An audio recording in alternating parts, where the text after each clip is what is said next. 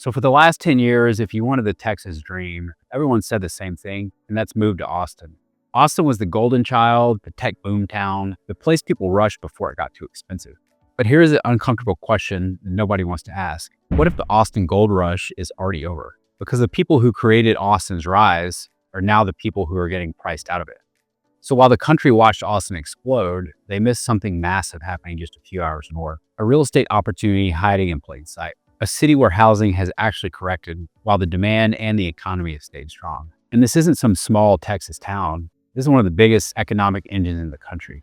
That city is Dallas. And this is where smart money moves quietly before the headlines catch up. Today, I'm going to show you hard data proving why Dallas is now the smartest and most affordable major city to buy a home in Texas. We'll break down the real housing numbers, the hidden neighborhoods you need to know about, the 5-year outlook of risk versus reward, and the cost of living most people completely ignore. Once you see the data, you'll understand why the shift is already happening. So forget the hype, and let's look at where the real opportunity is. Let's start with the one number that matters more than anything else, the price of the house. Austin's market has cooled, but don't confuse cooling with affordable. As early as 2026, the median sold home price in Austin is around $427,000, down sharply from the peak, but still expensive when interest rates and monthly payments are actually what hits people's budgets. Now, compare that with Dallas-Fort Worth. Across the DFW metro, the median home price is around $375,000 based on the most recent housing report. And the difference isn't cosmetic. The difference is oxygen. It's the difference between being house poor and having a life, between constant financial stress and actual breathing room. Median charts are helpful, but let's make this real. Let's talk about what your money actually buys. Around $500,000 price point. In Austin, a lot of what buyers find is still similar, older inventory, homes where you're paying a premium for location and scarcity. In Dallas, especially as you move into strong North Dallas suburbs like Plano, Frisco, Allen, and Prosper, the same budget often buys you more square footage, newer construction, and stronger school zoning. And here's the simplest way to say it. In Austin, $500,000 buys you a vibe. In Dallas, $500,000 buys you a lifestyle. More space, more function, more flexibility, and more long-term resale strength. And when you're raising a family or building wealth, that matters. Now, I know what some of you are thinking. Okay, Dallas is cheaper, but where do I actually go? Because Austin isn't a city, it's pockets, it's identity, it's vibe. And the biggest mistake Austin buyers make is moving into the wrong part of Dallas and then saying, Dallas has no soul. No, you just moved to the wrong zip code. So I'm going to translate the map. Let's call this, if you like X, move to Y guide. Translation number 1, their creative vibe. If you love South Congress, East Austin, or 78704, don't move to Frisco. You'll feel like you're living inside of a strip. Instead, look at Bishop Arts, Lower Greenville, East Dallas pockets, walkable vibe, independent coffee shops, local restaurants, old character with modern updates. Translation number 2, the old money aesthetic. If you love Westlake, Rollington Wood, or Terrytown, you want University Park, Highland Park, Preston Hollow, and that's old money. Mature trees, architectural detail, long-term value. And translation number 3, family suburban dream. If you love Cedar Park, Round Rock, or Leander, you want Plano, Allen, Prosper, Frisco, massive parks, great schools, master plan communities. But here's what outsiders miss. In Dallas, the suburbs aren't outside the city. The suburbs are the city. They have their own downtowns, their own economies, their own nightlife, and their own corporate anchors. You're not just buying a house, you're buying your daily routine. Now, none of this matters if you can't find work. And for years, Austin owned the narrative. Silicon Hills, startups, tech, big headlines. And yes, Tesla and Oracle made huge waves. But here's the risk most people ignored. Austin overconcentrated in one industry. Dallas didn't. While Austin leaned heavily into tech, Dallas quietly built one of the most diversified economies in America. Finance, corporate headquarters, manufacturing, transportation, healthcare, business services, and that diversification matters because it keeps demand stable.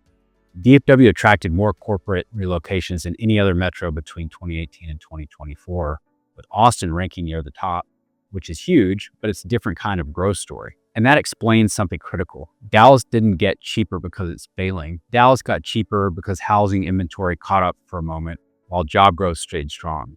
And that's the sweet spot buyers wait for a decade for. Austin chased headlines, Dallas followed cash flow. Now, I want to challenge one of the biggest beliefs people have about real estate in Texas. A lot of people assume if I buy in Austin, I'll make more money, because that's been true for a long time. Austin had one of the wildest runs in the country, especially post 2020. But here's the truth about appreciation. The best appreciation happens when you buy before the city becomes a story. And Austin already had its story era. Meaning, if you buy there now, you're not buying the early wave, you're buying after the wave has already reshaped the beach. So now you're taking on a different kind of risk. You're paying a premium for past performance, and you're assuming that that premium will keep growing from here. And that's not impossible, but it's a tighter bet. Dallas, on the other hand, is different. Dallas isn't a buzz city. Dallas is a boring wealth city. In real estate, boring wealth tends to win long term because Dallas isn't driven by one trend. It's driven by jobs, households, family formation, and migration. Which city creates something that matters more than hype? And that's durable demand.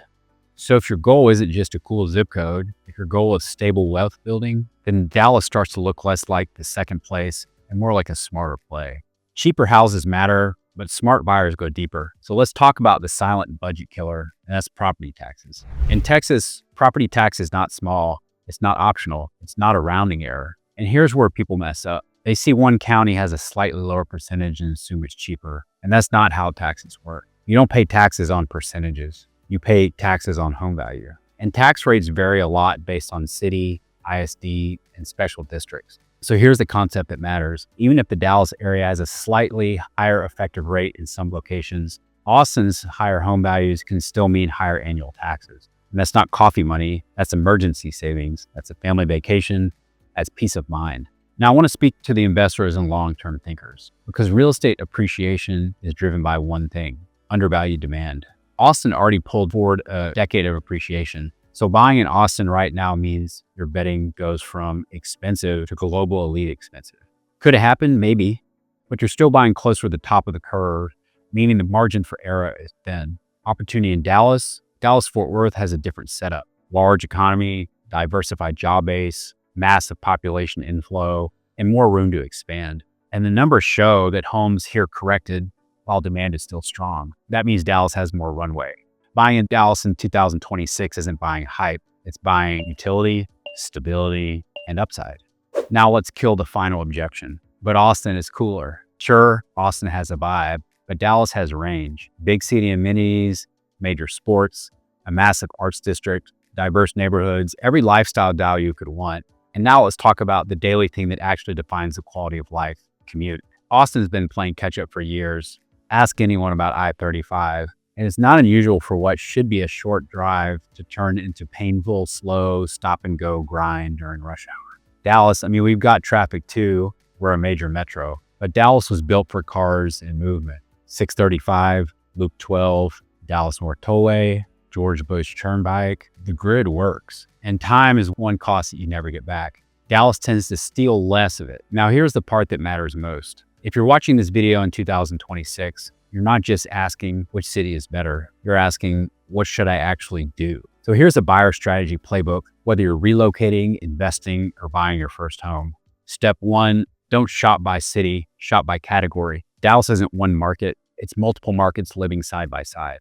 You've got walkable urban lifestyle, historic charm neighborhoods, family suburban lifestyle, luxury legacy areas. So the right question isn't, should I move to Dallas? The right question is, what version of Dallas matches how I live? And step two, focus on boring advantages. So here's what tends to outperform long-term: schools that stay top ranked, commutes that will stay manageable, neighborhoods with limited land supply, areas with stable owner occupancy, not hype, not headlines, not TikTok.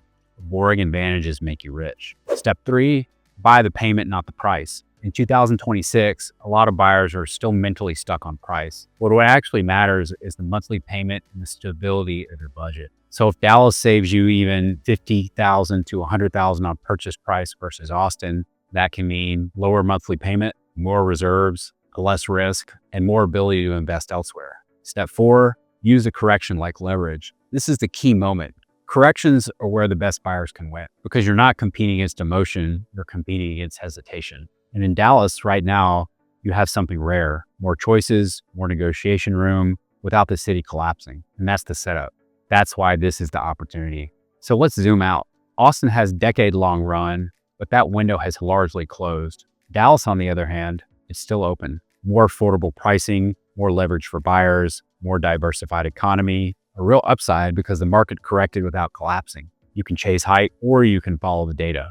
If you want the Texas lifestyle without the Austin price tag, Dallas deserves your attention. I put together a free Dallas relocation guide. It breaks down the neighborhoods we talked about, the best school districts, the current market trends. It's linked right below.